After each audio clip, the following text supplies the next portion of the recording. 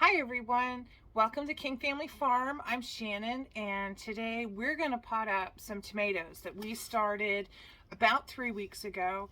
They're in the little 3/4 inch soil blocks, and if you've watched our previous videos, you know that we set up 3/4 inch soil blocks with this tool here. And what you do is you pick up your soil, press it out, and this was 20 blocks, and it looks like we got pretty good germination considering the seeds that we used are last year's seeds.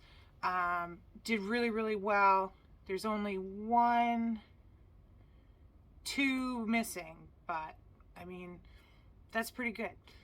So I wasn't going to pot these up today, so I watered them, and so they're a little extra wet, which makes them a little harder to break apart and pick up. But then it decided to rain today, and it's snowing. Really, it's snowing, and it's like the 19th of April. Really had hoped we were done with that, but we're not. So here we are. We're going to pot these up, and what we're going to pot them into is a 2-inch soil block, which I've already made some right here, and we're going to make one more set, and we use this blocker here. So this is a 2-inch soil blocker, and it works the exact same way as the 3/4 inch, and all you do is make sure that you've got these dimplers already in, and this right here is a 3/4 inch size. It will take the 3/4 inch soil block. So all we got to do is pick the plant up and just set it right in. It's so easy. It's so much faster. I just love these things. And there's no plastic. So, well, we're using a cafeteria tray, but these are going to last forever. I mean, we can use them over and over and over again.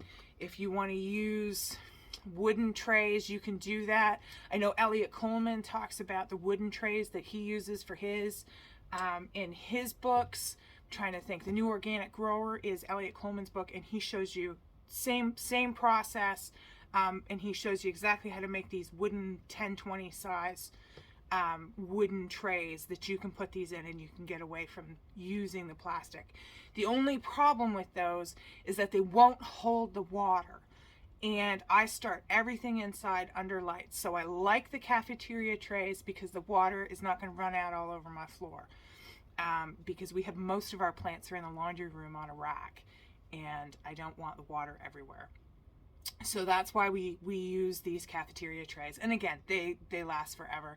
And I will link where I get these trays. We buy them from Granger, I think. I have to look back through, but I'm pretty sure it's Granger. And that's where we got them. They're a good price. They were like $4 something each.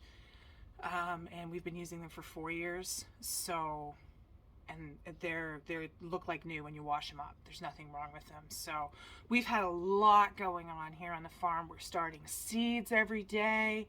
We started planting in the high tunnel. So I've got one more bed left in the high tunnel to plant. In the clip, you can see that I was planting carrots mixed with radish. And the reason I like to do that is because carrots can take a bit of time to come up, and you're not quite sure where the rows are, and the weeds will take over before you see your carrots. So if you put some radishes in there, radishes pop really fast. They're like 26 days to maturity from seed. So they come up, and then you can see your carrot rows, and you can weed really easily in between the rows and not disturb your carrots. And what they also do is they keep that crust of soil broke open so that the carrots can actually germinate really well because they don't do well with crusty soil. They're a bit fussy. So we like to do them that way. And then by the time the carrots need to actually get bigger, we've already pulled the radishes. So it's a nice little double crop for us. And then we've also planted some beets and some leaf lettuce. And in the next bed, we did some fancier head lettuce and some red beets. So we did golden beets with the leaf lettuce and then red beets with the head lettuces. And I've got one more bed left, and I'm not quite sure what I'm going to put in there. I think I'm going to do, I've got some spring onions started, and I think that's what's going to go in there. And we're just waiting for the soil to dry up enough that we can start prepping a couple of our beds on the outside. But it is still so wet out there. Everything's really soggy. We got a lot of snow this year. It melted really fast. And of course it's raining today. So it's not working the best for us, but we'll get there. It'll all come together. So what else did we do this week? Oh, we canned. I've been doing some pressure canning, putting soups up for the busy season. I don't have a lot of time starting from Mother's Day right through to October, so I like to have lots of easy, homemade, ready-to-go meals. You just dump it, heat it up, away we go. So we did some pressure canning, and I might do some videos on that later on when I start doing some jam and that kind of thing. I've had a few requests for that. What else have we done? We did that. We had one hen, and she went kind of broody, and she sat on some eggs for 5 days, and then she abandoned the nest and someone else ate them. So, which is terrible. Chickens can be really, really awful. But anyway, so we kind of gave up on that, and we're collecting turkey eggs right now from our Royal Palms, and they're going to go in the incubator on Saturday, and then a week later we're going to add in some chicken eggs, which have 7 days less incubation time requirement than the turkeys. And then they will hatch at the same time, and turkeys are kind of dumb. So what we're going to do is those chicks will actually teach the turkeys how to eat and drink and not drown when they stick their face in the water. So 'cause they're not the brightest.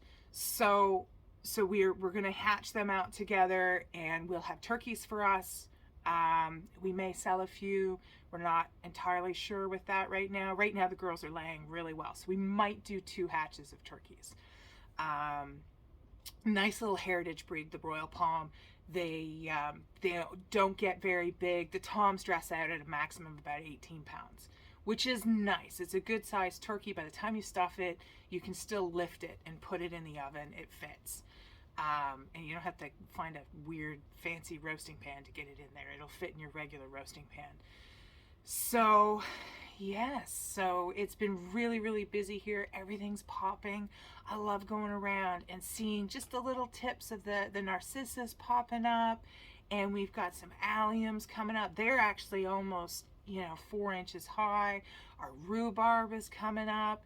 This is just my favorite time of year where everything comes back to life. The grass starts greening up, the trees start budding out, our bulbs start popping. I just love it. I love the smell of spraying. It's just fantastic. So with the rain today, we're going to pot up these little tomatoes, and I wanted to show you how we do that. Now these are for our purposes for growing here. When I do retail sales, I pot up into, you can see back here, whoop, there we go. They're a 3.5 inch pot, and that's for retail sales, and I pot them up into that for a retail sale, and we get a nice little plant there that you can buy at our farm stand. But for our purposes, I don't need a plastic pot.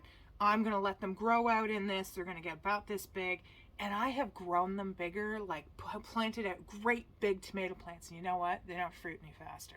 I wish they did, but they don't. So we've got some green zebra here, which I love them. And I've had a few customers interested in them. If you're wondering about them and you're brave and you want to try something new, these taste amazing. The green zebra, they ripen green with just kind of almost a yellowish chartreuse type stripe on them, and so much flavor. It's almost kind of kiwi-ish. It's really good, nice and sweet. So First, we're going to finish filling this tray. So we've got 4, 8, 12, 16, 20. So the tray holds 24. So we're actually, I've got some other tomatoes and I'm just going to fill the tray because I don't want to waste the space at this point. I don't like mixing varieties when I first start germinating them because these probably germinated 4 or 5 days after the black crim. And if you have them on the same tray, these are going to germinate and get really, really, really leggy before these do anything. And you want to be able to put these under lights as soon as 50 to 70% of them germinated, right under the lights so they don't get really leggy. We've got nice little stocky plants, and under our grow lights we also have a fan that blows on them. It's just a little computer fan. I mean, it runs on a USB. It's not super strong, but it helps. It keeps down mold and bugs, and it also just makes a nice sturdy plant. And I love the smell of tomato leaves. It just smells like summer. So that's green zebra, and that's what I want to put on this tray. So we're going to fill this soil blocker here, and I've already mixed up my soil just like we did in the previous videos, and I'll link that below. So we're just gonna, it's a bit of a, this one's harder to fill. And you want to make sure you get it really packed in there or the block's not going to hold together. So, but I love the minimal amount of space that these take. It's amazing. And when these go in the ground, they're just going to take off because their roots are going to be all air pruned around the sides, and they can just grow out into the soil. They don't need to unwind from being in a plug and being all wound in a circle in the plug. They don't need to kind of unwind and find their way out into the soil. These are just going to take right off. It's amazing the growth speed on these. So you can see there's a bit of water, you can see it running out. And I like the soil that moist. Now the only problem you run into with this is because the soil is fairly moist, sometimes you get a little bit of suction that goes on. So you kind of have to play with it a little bit. Now I usually stand up when I'm doing this, but for these purposes, so we're going to go like that, and then we're just going to work it a little bit and make sure that it lets go. There we go. And this is why you really want to sift your soil, because I've got a little twig here and it's made for not a perfect edge, but it's good enough. It's going to do the job. And this is how we pot these up. We take this little plant right here, little 3/4 inch plant, and we're going to pot this up just like that. And that's it. It's done. We take the next one, try and get the roots underneath it, and that's it. Whoop. See, now this is, so here's what happened. I wasn't going to pot these up today. And then, so I watered them. And it makes the soil blocks a little harder to work with. So when you're ready to do this, don't water them before you do it. So sometimes the blocks will pop apart. So there we go. And that's just it. And that's all we're doing now. Don't know what I did with my pocket knife. So I'm just going to use this tag that I've got to just kind of cut these apart a little bit. Get in between. Because the roots have somewhat grown together. It's not too bad. See, now we've got this little one here that's just a hanger on. And we're just gonna, just like that. You just press it in. Pick this up. There we go. Oop, that one's still attached to that.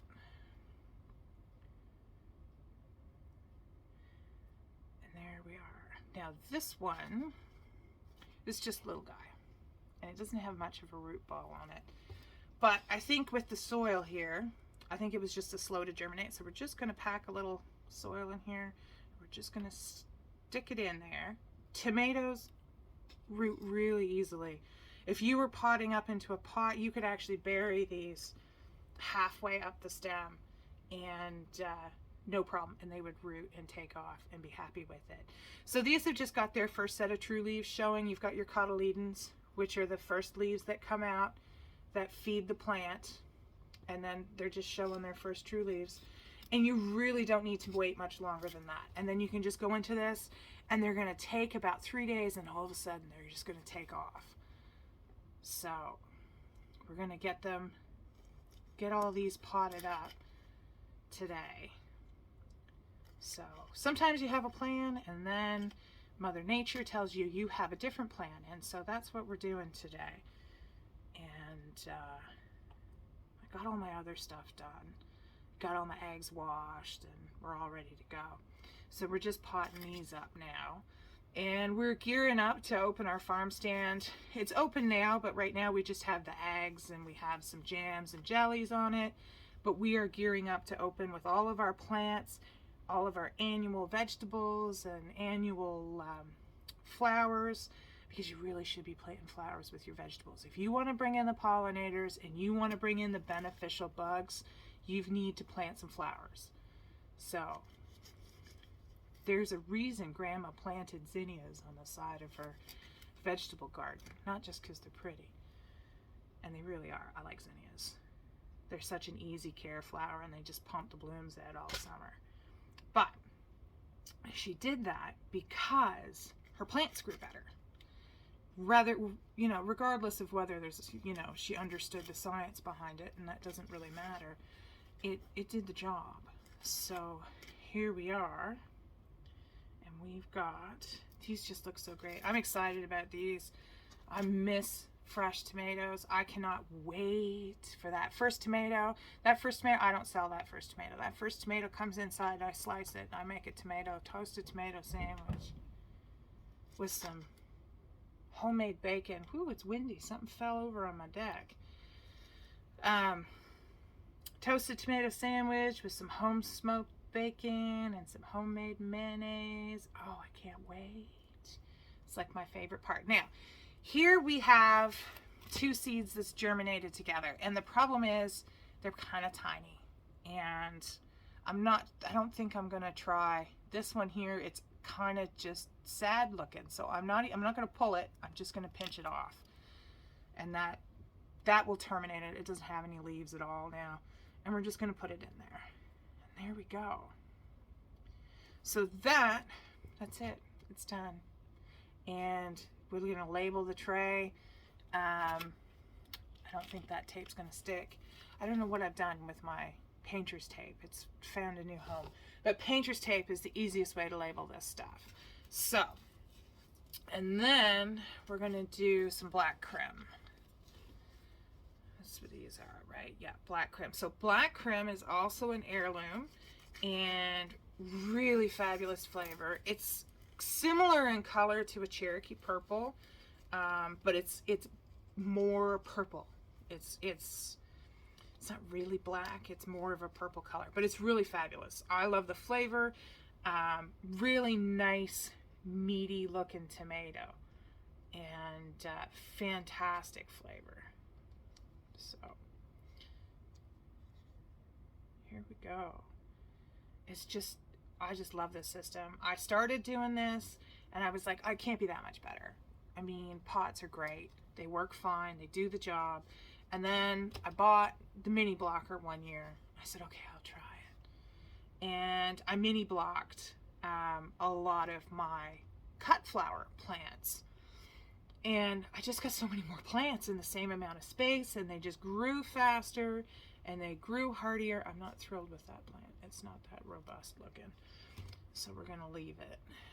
And I was like, well, okay.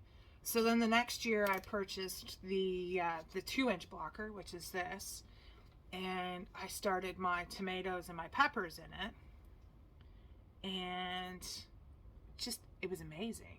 The difference in how fast they grew and how well they transplanted. They just don't go through the transplant shock that other plants do. Now, I've got 2 varieties on here, so I'm just going to use this to see if I can scooch just a little bit. There we go. Just so I know And then I know that these are the green zebra, and then I'll put the other variety here, the black crim, on this label, and then we're good to go. So that is 24 tomato plants in I think this is a 10 by 12 tray. I don't even think it's that. And I can get so many of these under my grow lights. I don't have a greenhouse. I have a high tunnel, but it's not heated, so you can't start these in it. So I start everything indoors under lights, and space is at a premium, and we're running out of space. And my husband would really like it if I didn't put up another rack of lights in the house. It's starting to look like a jungle. But spring's here, really, even though it's snowing. Well, it's raining now. It's not so bad. It's just rain. So, and we do need the rain. It's really important that the groundwater gets built up. And hopefully we don't have a super dry summer. And so that's what we're doing here today. And real simple. If you haven't tried soil blocking, I highly recommend it. I love it. And so much less waste. Those little 6-packs that you start in, they just don't last. Even the full 72 cell trays that you use, which I don't have one around here anymore, they don't last. They fall apart. You start pinching them to get the plants out. These, I can pick these blocks up. Once the tomatoes root into them, I can pick the whole block up. Actually, I can pick this one up. This one's on the edge. And it's really firm. And that's it. And you can pick that up and you just stick it in the soil and away you go. It's great. I love it. So we're going to keep doing this today. And I really wanted to show this to you guys. And I've got so much more to pot up. And I've got a whole bunch of more seeds to start in the 3/4 inch block. And I've actually got more tomatoes. And it's not too late. If you think it's too late, it's not too late. I promise. It's just I do them in cycles because I only have so much room under my lights. So I have those. And then these just came in the mail. And I did order these from Vessie's. If anybody's wondering where to get some seeds, I do like ordering a lot from William Dam, but Vessie's they have the best price on Plum Regal tomatoes, which I really, really like. They take about 75 days. Let's get the packet out. We'll read the packet.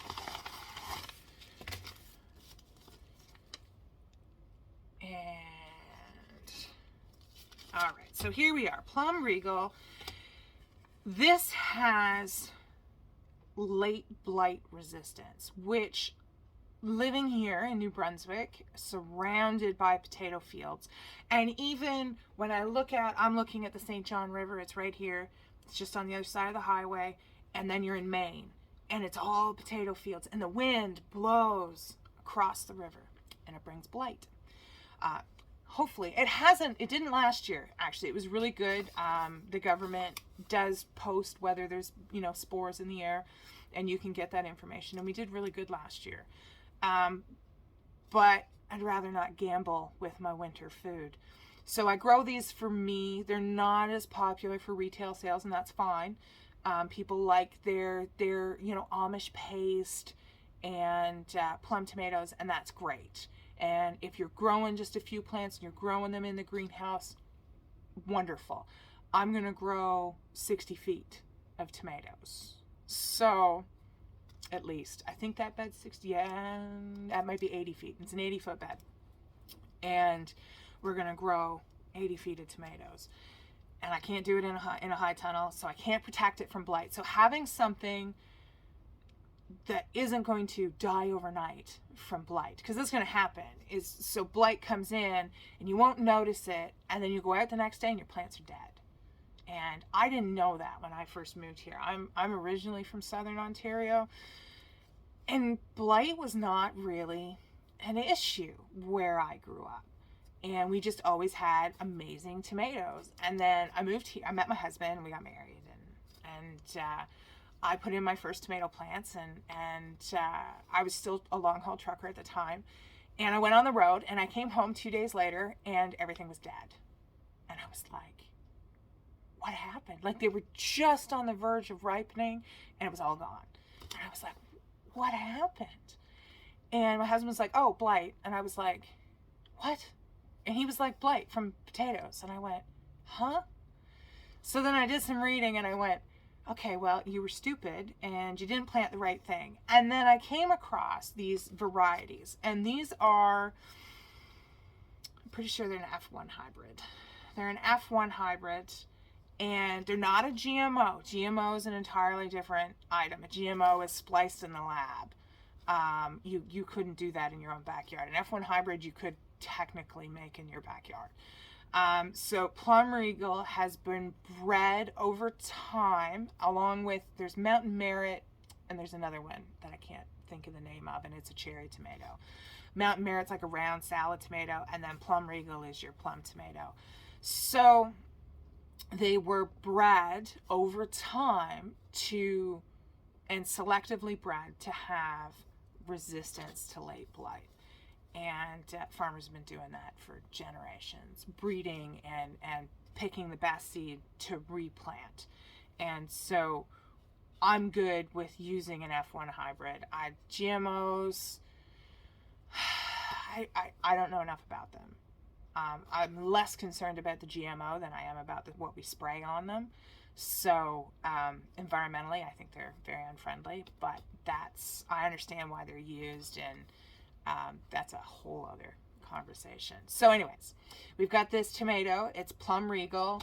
Excellent late blight resistance. Large and firm determinate plum tomato with late blight resistance. It's a hybrid. So determinate, I should discuss what that means. Determinate means that this is going to set all of its fruit at once, and they're all going to ripen at once, which is fabulous when you're canning. And they do require staking, because I have never seen anything put out so many tomatoes on one plant. It's like a bunch of grapes, big ones, really, really big, hefty tomatoes. But it's like a bunch of grapes just hanging, and so much fruit. It's fabulous. And, but it's going to set it all at once, which you want if you're going to can tomato sauce, right? You want to have all your tomatoes all at once. If you need 30 pounds of tomatoes, you don't want an indeterminate tomato, because that is going to grow as a nice tall vine, which is lovely. It's great for slicing tomatoes when you want to go out to your garden and pick a tomato and come inside and slice that up for your burger. When you want to can tomato sauce and salsa, the other reason that the plum tomatoes are really nice is they're not as watery. They're very, very meaty. So they don't have as much pulp inside. They don't have as much seed inside. And these make great sauce and salsa, chili sauce. Yeah, they're really good. I like them. So this is one of the varieties. And this says 6 to 8 weeks before the last frost date in our area. Now, the last frost date in this area is supposed to be May 23rd, and I think they're full of it. Most of the time we see frost here first, second week of June. The full moon is really late this year, so we probably won't see frost that late. It's possible, but probably not. Usually by the full moon in June, you're good.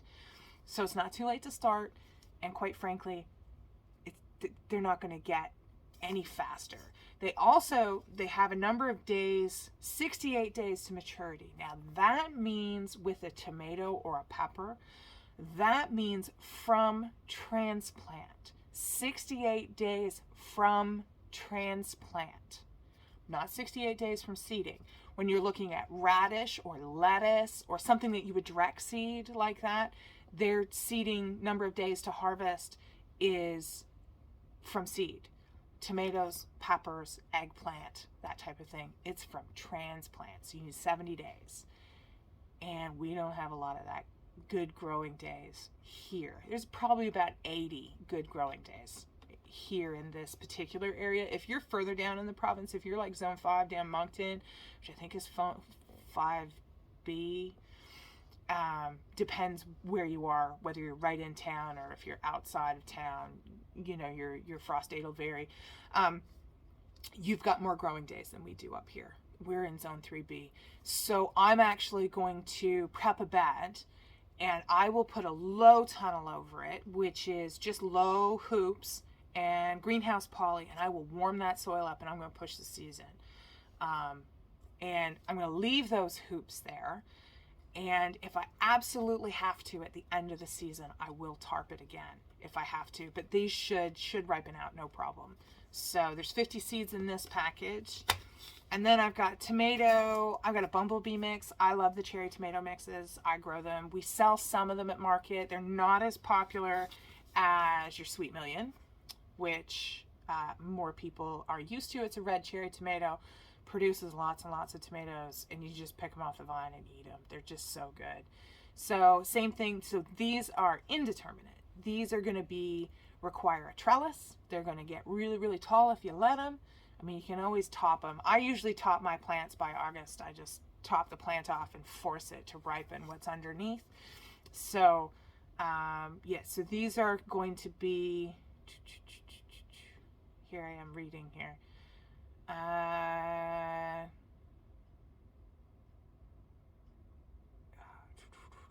Yeah, indeterminate.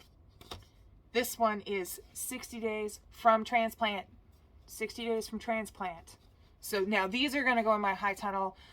What's going to happen is that the crops that are in there now are going to grow, and they're going to be pretty good. And then about mid-May, my high tunnel is designed to slide across the ground to the next growing area.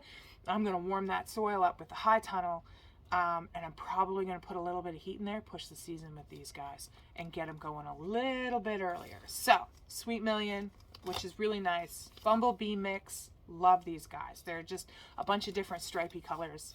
It's really nice. And then the other one that I got, and I really like them, is Sun Gold. And Sun Gold is also indeterminate. It's a vine. It could get right into the top of my high tunnel, which is 12 feet high. I try not to let them get that high because I don't want to use a ladder to harvest them. But I have my trellis system actually drops down, so I can prune all my leaves up and drop the plant down to where I can work with it and just keep growing up, and you'll end up with like more plant on the ground. But I prune my leaves as I go, and I'll probably do a video on how I prune tomatoes probably in July. So these are a nice little yellow tomato, lower acidity, really sweet. These are just fantastic. So these I'm going to start today. We're the 19th of April. So yeah, by putting them in the 1st of June, that's your 6 weeks. You know, it's a little tight. We're a little behind, but we've been very busy. So it's okay. If you haven't started yours yet, it's okay. You have time, particularly if you have a greenhouse. If you don't have a greenhouse, there are many ways to extend your season with greenhouse poly and inexpensive hoops, and you can just push it along. Really, you can do this. And you can grow these in pots. These cherry tomatoes, you can grow this in a pot on your deck and put it up a string onto your fascia board and just grow it up there. And that'll actually afford it just a little bit longer of a season. It'll give it a little bit of protection up against the house. You'll be able to grow them a little bit longer. So that's what we're up to today. Thank you so much for watching. We really appreciate you guys. If you could like and subscribe down below there, you'll see it. And in the description, I'll post any links to different products that I've used here. So your soil blockers, the trays that I use, these foam plates, I just picked these up at the dollar store. Dollarama had these. They may not have the same color, but you know, they work. So yeah, so thanks for watching.